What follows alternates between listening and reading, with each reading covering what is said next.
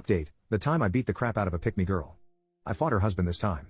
After defeating that girl, I strangely felt a bit guilty, as if I had used unfair means to bully her. Also, due to the busy preparation for the competition during that period, I hadn't accompanied my partner to his boxing gym for a long time.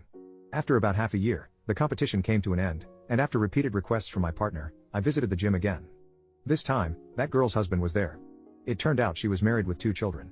I really don't understand why she still tried to flirt with my partner. Her husband used to be the coach of both her and my partner. After she was beaten by me last time, she must have gone home and complained about it. So this time, as soon as her husband saw me, he provocatively came over and explicitly said he wanted to have a match with me, under the guise of sparring. Looking at his 80 kilograms physique and around 6 foot, he was reluctant. As we all know, boxing matches are divided into weight classes, and with my small build, it was a bit risky to fight a big guy who had animosity toward me. Then that girl started mocking me. My damn pride got the best of me, and I got heated. Let's fight. Initially, my partner didn't agree, and I repeatedly persuaded him. This person was your former coach, and he is still coaching at this club. The head coach and other assistant coaches are present today. He wouldn't dare to go too far. The head coach, a highly respected martial arts master with white hair, had known my partner since he was young. Although he was no longer coaching competitive athletes and only played with kids, he was still a revered figure. The other 2 assistant coaches were experienced former combat athletes, one of whom had participated in many world-class competitions, and the other was a current referee. All 3 of them were mentors my partner had known for many years and could be fully trusted. So I successfully persuaded my partner, and in the presence of the 3 coaches, I stepped into the boxing ring with that person. Because he had a clear advantage in weight and training experience, but his physical stamina was definitely inferior to mine, I chose a strategy of endurance: keep a distance and stay in the safe zone.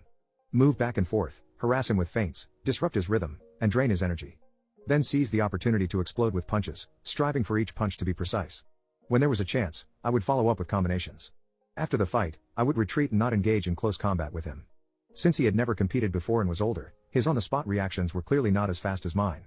He was slow and lacked speed, and I was able to hit him quite easily. He also managed to hit me, causing some damage, but I could handle it. I have a naturally sturdy chin. I had been training with male boxers for a long time, so my ability to take hits was decent. As time went on, his physical stamina dropped rapidly, while I maintained a stable performance. It was evident to the naked eye that he was becoming increasingly enraged, huffing and puffing, his whole body tensing up to strike every punch. I became more cautious and careful, not letting him get close to me. The 3 coaches on the sidelines also intervened, telling him not to go too far. But the risk of injury to me was not significant, so the match wasn't interrupted. From the perspective of pure training, it was a very good real combat opportunity. Throughout the confrontation, I was immersed in a state of flow, very calm, cautious, full of fighting spirit but not reckless, freely moving around mainly because he was so slow, and accurately hitting him whenever the chance arose.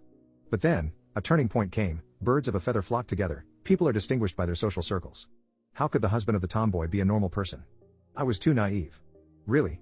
Who would have expected him to be so shameless? Feeling embarrassed by being beaten by me, he resorted to a dirty trick in front of everyone.